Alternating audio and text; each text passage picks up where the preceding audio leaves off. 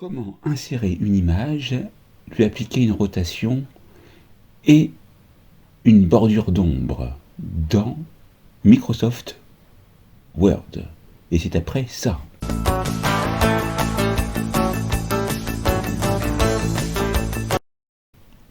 Donc nous avons ce résultat et nous voudrions obtenir la même chose.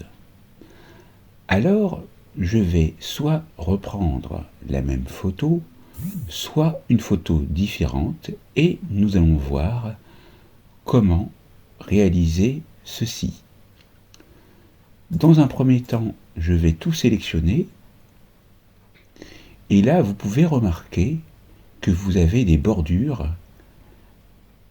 et ici nous allons supprimer ce contrôle de contenu et donc nous allons passer par un contrôle de contenu pour pouvoir enregistrer ici plus tard notre travail avec l'image. Car comme vous le voyez ici, il s'agit d'un document vierge, document 1, que nous allons renommer par la suite. Donc, clic droit. Là, vous pouvez également voir que vous pouvez pivoter avec la poignée. Je vous montrerai comment faire pour pouvoir donc tout de suite insérer une nouvelle image. Et ici, je vais donc supprimer avec la touche Supr du clavier. Alors pour ce faire, il faut que vous ayez l'onglet Développeur. Pour pouvoir afficher l'onglet Développeur, vous devez aller dans le menu Fichier par le biais du clic gauche, Options, et puis dans le Personnaliser le ruban, vous avez ici Développeur qui s'affiche. Mais il n'est pas coché par défaut, donc vous devez aller le cocher et pour pouvoir l'utiliser donc dans les onglets principaux. Vous pouvez afficher tous les onglets pour tout voir et là vous verrez tout. Et on a notamment les contrôles qui nous intéressent et on va voir ça tout de suite. Donc là, on part du principe qu'on est sur un document vierge et qu'on veut insérer une image et qu'on va lui appliquer une rotation, etc. Donc, qu'est-ce qu'on fait? On est dans l'onglet Développeur. On va cliquer ici sur le contrôle du contenu d'image pour insérer un contrôle de contenu d'image. Comme vous pouvez le voir, à l'intérieur c'est vierge, donc on va cliquer à l'intérieur et on peut insérer des images de différentes manières, soit à partir d'un fichier existant, en parcourant les fichiers sur l'ordinateur ou un réseau local, des images de photothèque,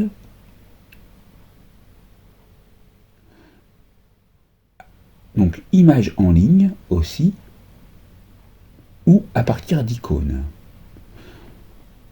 Donc je vais vous montrer chacune des possibilités, donc à partir d'un fichier. Donc là j'ai des images personnelles, donc moi ce que je vais faire, je vais utiliser la même, insérer. Maintenant, on peut faire un clic droit à l'intérieur et aller dans taille et position. On obtient la hauteur et la largeur de la photo que l'on peut modifier, donc je vais le faire. Donc on va mettre 5 et on va mettre 5.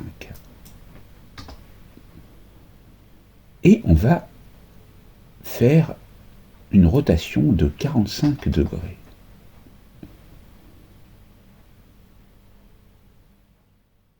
Et vous avez ici marqué la taille d'origine et la largeur d'origine. Mais ça, donc on va le modifier tout de suite.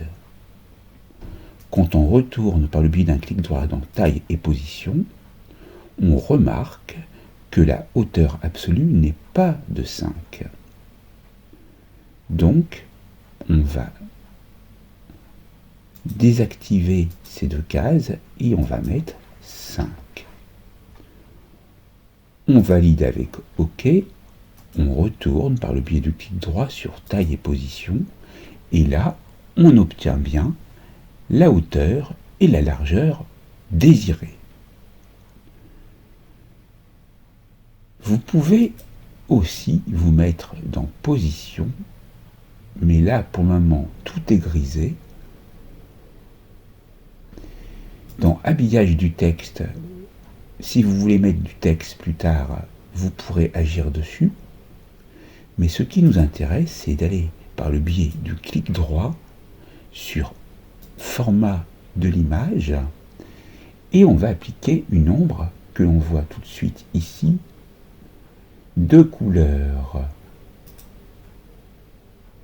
bleu comme ceci, bleu accentuation 1, plus clair 40%, et on va appliquer une distance plus importante comme par exemple en 46 points.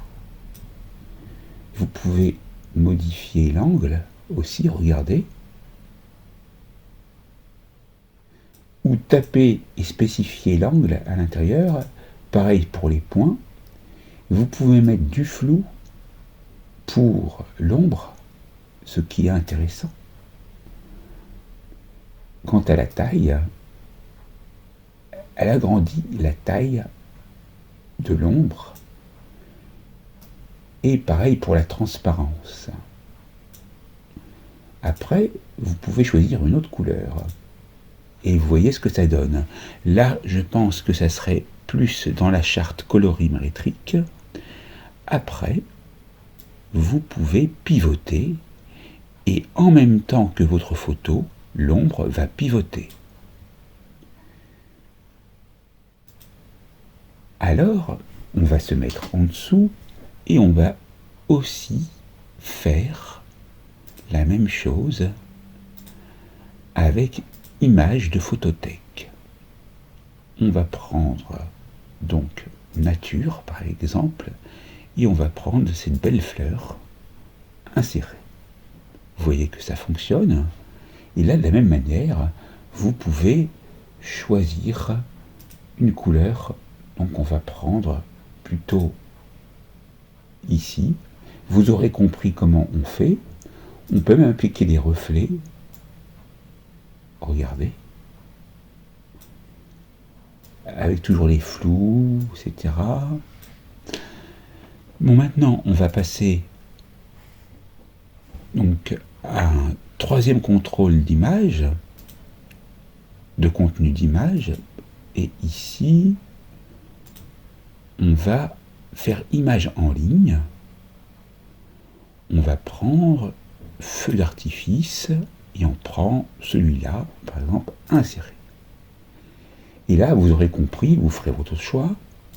Et pour terminer, on va prendre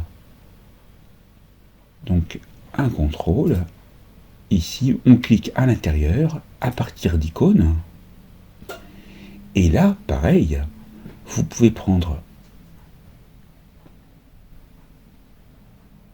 ici les icônes que vous souhaitez. On va prendre une belle tasse que l'on va insérer. On va appliquer une couleur dans l'ombre. Et puis, mon image, je vais aller dans format graphique, aller dans remplissage, et non pas le noir, mais je vais mettre, allez, orange. Voilà.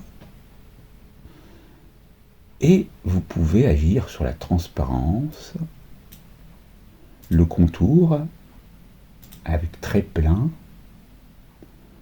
et on va donc ici mettre une largeur de 4 points. Regardez ce que ça donne, c'est bio, c'est beau, hein, pardon. Et c'est bio, peut-être aussi. Voilà, vous avez vu donc dans cette vidéo ce qu'on nomme les contrôles de contenu d'image, et vous pouvez faire vous-même vos créations. Il ne vous restera plus qu'à enregistrer le fichier par fichier, enregistrer sous, et vous irez choisir l'endroit où vous souhaitez enregistrer votre document. Merci à vous et à bientôt pour une nouvelle formation vidéo sur ma chaîne. Merci.